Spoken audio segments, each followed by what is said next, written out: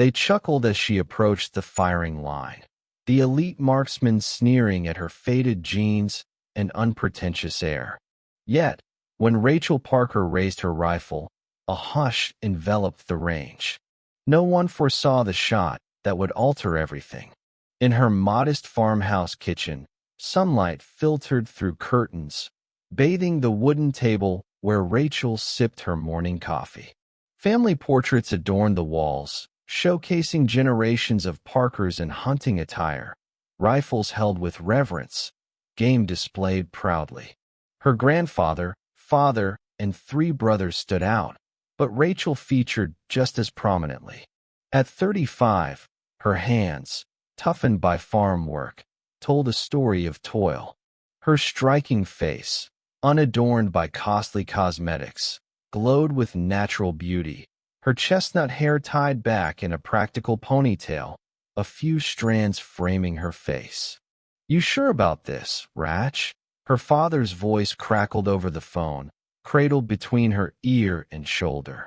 "Dad, I've been shooting since I was 8, she answered, her tone brimming with self-assurance, though she kept it understated. "I know, sweetheart, you're better than the rest of us combined. But these competition folks can be downright hostile to newcomers, especially women." She finished his thought, a touch of weariness in her voice. The silence on the line confirmed it. Rachel sighed, tracing the rim of her coffee mug. "The regional championships next month, Dad. I need a proper range with measured distances. Our back 40 won't do anymore." Her father laughed. "You've always been the stubborn one." After the call, Rachel approached the old oak cabinet in her living room. The lock clicked, revealing her grandfather's rifle, a classic bolt-action, lovingly maintained and subtly enhanced. Not showy, but lethal in skilled hands. She traced the worn wooden stock, smoothed by decades of use. This wasn't just a gun, it was her legacy. Her grandfather taught her father, who taught her, passing down not only skill but reverence. "A good shot isn't about power," her grandfather would say. "It's about patience, breath, and knowing who you are when you pull the trigger." She placed the rifle in its case with her spotting scope and hand-loaded ammunition, each round meticulously crafted, tested, and perfected during countless dawn and dusk sessions after her shifts at the veterinary clinic. Checking her mother's old, trusty watch, Rachel knew she had to move to claim a spot at the range. In an olive green jacket over a plain white t-shirt, she glanced in the hallway mirror. No makeup, no pretense, just Rachel Parker, 5th-generation hunter, veterinarian, and unassuming sharpshooter. She didn't resemble the magazine shooters with their logo-laden gear and pricey rifles, but she didn't need to. Her phone buzzed with a text from her brother. "Show him what a Parker can do, but don't show off too much, or Dad'll never shut up." Smiling, she replied, "No promises." Loading her gear into her weathered pickup, she felt a twinge of nerves. Not about shooting, never that, but about stepping into a world where judgment preceded performance. "Focus on the target," she told herself, starting the engine. "Nothing else matters when it's you, the rifle, and the bullseye." The shooting range stretched across acres of open land, framed by rolling hills as natural backstops. Rachel steered past sleek SUVs and glossy trucks with custom paint, her mud-splattered pickup a stark contrast. The clubhouse, built of stone and timber, boasted large windows overlooking the ranges, its walls lined with trophies, mounted game, and photos of past champions, nearly all male. At the registration desk, she stepped forward confidently. "Membership card?" the attendant asked, barely glancing up. "I'm not a member," Rachel said. "Just here for the long-range targets today." His eyes scanned her worn jeans and simple outfit. "Day pass is $75. Sign a waiver." His tone implied doubt about her means. Rachel handed over her card without a word. She'd saved for this. You know the long-range areas for experienced shooters, right? He added, sliding the waiver. Beginner range is over there. He pointed to a smaller, basic area. I'm familiar with firearms, thank you, Rachel replied, polite but firm, signing the form. With her pass clipped to her jacket, she crossed the pristine grounds to the long-range section, sensing eyes on her as she carried her grandfather's rifle case and a small backpack. The long-range area was quieter, with 6 stations, 3 occupied by men with gear likely worth more than her truck. Choosing the farthest station, she set up methodically, unfolding her shooting mat, assembling her spotting scope, and unpacking her rifle. Unlike the sleek, tactical rifles nearby, hers retained a classic look, though its barrel, trigger, and scope were modernized. She pulled out her notebook, filled with detailed notes on distance, wind, and ammo performance. Look what wandered in. A voice stage whispered 2 stations away. Rachel ignored it, checking the wind flags downrange. Someone should tell her this isn't the place for Grandpa's hunting rifle. Another voice chimed, followed by laughter. She recognized the type, shooters who invested more in equipment than practice, their knowledge gleaned from online forums. Think she's lost. The voice came from a tall man moving between stations, his shooting jacket plastered with sponsor patches, sunglasses atop his head. His custom rifle likely cost more than Rachel earned in months. Keeping her face neutral, she loaded her ammo into a simple leather holder. Let them assume, on the range, only results mattered. Slipping on hearing protection, she settled into position, visualizing the shot, following her decades-honed pre-shot routine. A shadow crossed her mat. "Hey there," said the man with the patches, smirking down at her. "I'm Trevor. Sure you're in the right place, honey." Rachel lowered her ear protection. "I'm sure," she said, meeting his gaze evenly. His smile didn't reach his eyes. "This is the long-range section. Precision shooting. Not exactly beginner-friendly." "I'm aware," she replied, resuming her setup. Trevor eyed her rifle. "That's vintage," he said, dripping condescension. "What is that? Your dad's old hunting rifle."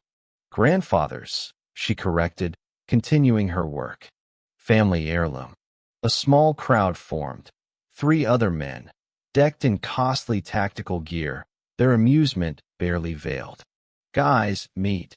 Trevor paused, realizing he didn't know her name. "Rachel," she said, not extending a hand. "Rachel's joining us with her grandfather's hunting rifle," Trevor announced, sparking chuckles. A younger man with a trimmed beard shook his head. "There's a sporting goods store in town that rents proper precision rifles. Might be worth a look before you waste your time." Rachel adjusted her scope, ignoring them. She'd faced this her whole life, at hunting camps, shooting events, even vet school, men assuming she couldn't grasp the technical side of shooting. "What distance you planning?"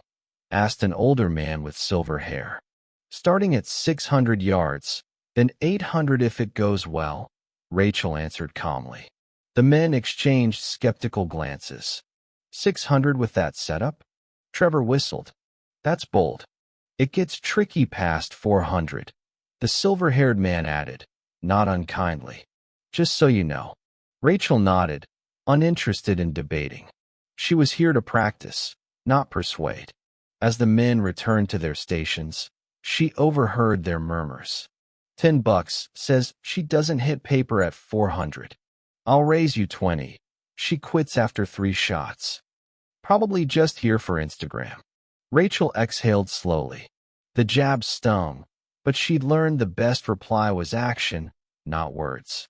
She zeroed her rifle at 100 yards, making precise adjustments and noting them in her notebook. Trevor and his friends watched her between their shots, their curiosity growing despite their dismissive air. She spent 30 minutes at 100 yards, shooting tight 5-round groups. Had they checked her target, they'd have noticed her precision. At 300 yards, She shot another tight group, drawing occasional glances but no comments. Preparing for 600 yards, Trevor approached again, feigning casualness. Not bad for 300, he said, as if conceding a point. But 600's a different beast. Wind's a factor, bullet drops significant. Not something you just dive into. Rachel met his gaze, patience thinning but voice steady. Thank you for your concern. His smile tightened. Just trying to save you some frustration. As the afternoon sun blazed, Rachel updated her ballistic calculations for 600 yards, factoring in temperature, humidity, and a slight crosswind. Trevor and his friends, abandoning their own shooting, formed a semicircle behind her, watching with open skepticism. "This'll be good," Trevor said loudly. Rachel adjusted her posture, slowing her breathing, running through her checklist. "Hey, guys," Trevor called. "Maybe we should give her pointers before she embarrasses herself." Laughter erupted. One man pulled out his phone, ready to record her expected failure. "Bet she doesn't even know windage," the bearded man said. Rachel stayed focused, though her jaw tightened. This wasn't just about her. It was about her family, about women dismissed in male spaces. Trevor stepped closer, shadowing her scope. "No offense, but that antique isn't built for this," he said, gesturing at her rifle. "Barrel harmonics alone make consistent grouping impossible, never mind the outdated trigger." Rachel looked up. "Would you mind stepping back? You're blocking my light." Trevor's smile wavered, but he stayed put. "I'm just saying 600 yards is where real shooters stand out from hobbyists." "Didn't you hear?" One of his friends jeered. "She needs her light for Instagram." More laughter. "Tell you what," Trevor said, lowering his voice patronizingly.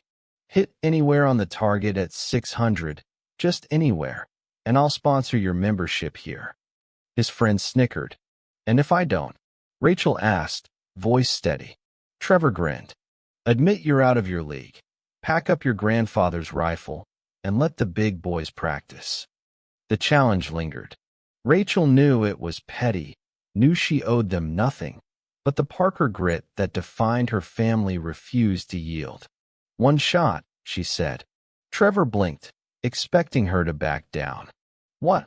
One shot at 600 yards. That's all I need." Trevor laughed, joined by his friends. "One shot, honey? Even the best don't make that claim." Rachel waited silently. "All right," Trevor said, spreading his hands. "One shot, but not just anywhere." He turned to his friends. "Center ring, or is that too harsh?" The silver-haired man pointed downrange. "There's an 8-inch gong at 600. Hit that." Trevor's eyes gleamed. "Perfect. One shot, hit the gong." The bearded man stepped up. "And if you miss, you leave and buy us drinks at the clubhouse." Rachel hesitated. She hadn't meant for this to become a circus, a bet. She'd come to practice for the championship, not perform for hecklers. Her father's warning echoed, but she thought of her grandfather, her mother, all the times she'd let slights pass to avoid conflict. Maybe this time was different. Looking at Trevor and his smug crowd, she asked, "And if I hit it?" Trevor's smile was indulgent. "Name your price." She didn't want money or apologies. "If I hit it," Rachel said, "you all spend an hour learning proper shooting form from me."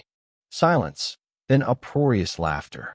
"Deal," Trevor exclaimed, wiping tears. As the men stepped back, still chuckling, Rachel closed her eyes. The pressure wasn't just about her. It was about challenging their worldview. Settling into position, the rifle's familiar weight calmed her. This rifle had fed her family for generations, taught her discipline. One shot, she'd done it countless times. Blocking out everything, she prepared to fire.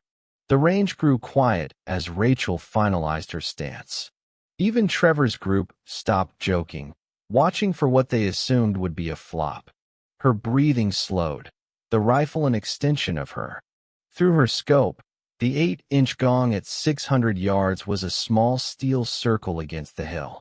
She recalculated, 2 miles per hour right wind, 72 degrees Fahrenheit, moderate humidity, adjusting her scope for wind drift and bullet drop. Trevor cleared his throat. Any time this century. Rachel ignored him, her finger light on the trigger. Exhaling halfway, she held her breath, crosshairs steady just off the gong's center. Time slowed. No Trevor, no doubters, just her, the rifle, the target. She squeezed. The shot rang out, recoil familiar. Before the echo faded, a clear ping sounded, a direct hit. Silence. No one moved. The unmistakable ring of bullet on steel stunned them. Rachel ejected the casing, set the safety, and sat up, reaching for her notebook to log the shot's details. Windage, elevation, temperature. Trevor stood, mouth agape, sunglasses slipping. His friends mirrored his shock. The silver-haired man raised his spotting scope. Center hit, he said, voice tinged with awe. Dead center. Rachel reloaded, preparing another shot as if nothing remarkable had occurred, as if she hadn't just achieved what many shooters chase for years. That could have been luck, Trevor stammered. Rachel chambered around. Could have been, she said mildly. Before he could reply, she fired again, another ping. Jesus Christ, the bearded man muttered. She fired 3 more shots, each hitting the gong with unwavering precision. 5 shots, 5 hits in under 3 minutes. When she sat up, the mood had shifted. Mockery turned to stunned respect. The silver-haired man shook his head, the bearded man pocketed his phone, and Trevor stood, arms crossed, his face a mix of embarrassment and grudging admiration. Who are you? He asked. Packing her gear, Rachel replied. Just someone who learned to shoot before bragging. She stood, shouldering her rifle case. Now, about that lesson. The men exchanged looks, pride clashing with curiosity about how this unassuming woman had outshot them. Unless, she added, you're not men of your word. Trevor's jaw tightened. The silver-haired man stepped forward. I'm in, he said, extending his hand. Richard Carson. That was some of the finest shooting I've seen in 20 years here. Rachel shook his hand, nodding. One by one, the others introduced themselves, except Trevor, still wrestling with his pride. Where'd you learn to shoot like that? Asked Matt, the bearded man. My family, Rachel said. 5 generations of hunters and marksmen. Grandfather started me at 8. Father continued through my teens. That precision, Richard said, shaking his head. That's competition grade. Rachel smiled faintly. The regional championship next month is why I'm here. My first formal competition. Realization hit them. You're not just some random woman, Matt said slowly. No, Rachel agreed. I'm a random woman who's been shooting precision rifles for 27 years. Trevor spoke up. Why didn't you say so? She looked at him evenly. Would it have mattered, or would you have doubted me anyway? He looked sheepish. Well, Richard said, breaking the tension, we owe you an hour, and I'd be a fool not to learn from someone with your skill. For the next hour, Rachel taught them her techniques, breathing, adjustments, cheek weld, trigger control. Even Trevor joined, his reluctance fading into interest. You make it look simple, Matt commented, struggling with her stance. Not simple, she corrected. Fundamental. Master the basics before chasing gear. As the lesson ended, Richard approached. The club has a precision rifle team. We compete regionally. You'd be an asset. Rachel raised an eyebrow. The same club that didn't think I belonged here 2 hours ago? Richard looked embarrassed. Perspectives change. Mine has. Trevor joined, his arrogance softened. That championship next month, some of us will be there. It'll be interesting. Rachel smiled fully. Yes, it will. Driving home under a sunset of fiery oranges and reds, Rachel felt deep contentment, not from proving others wrong, but from standing in her truth. Her grandfather's words echoed, knowing who you are when you pull the trigger. Today, she'd known exactly who she was. A Parker, letting results speak louder than words. Sometimes, the strongest statement is defying others' expectations. If this story moved you, hit subscribe and join our community celebrating quiet strength and hidden talent. Where are you watching from? Share in the comments. We love hearing from our global audience. Everyday people are underestimated based on looks, gender, or background. Have you ever surprised others with your skills? Tell us your story in the comments. Remember, the greatest strength isn't just skill. It's the quiet confidence to stand firm when doubted. Until next time.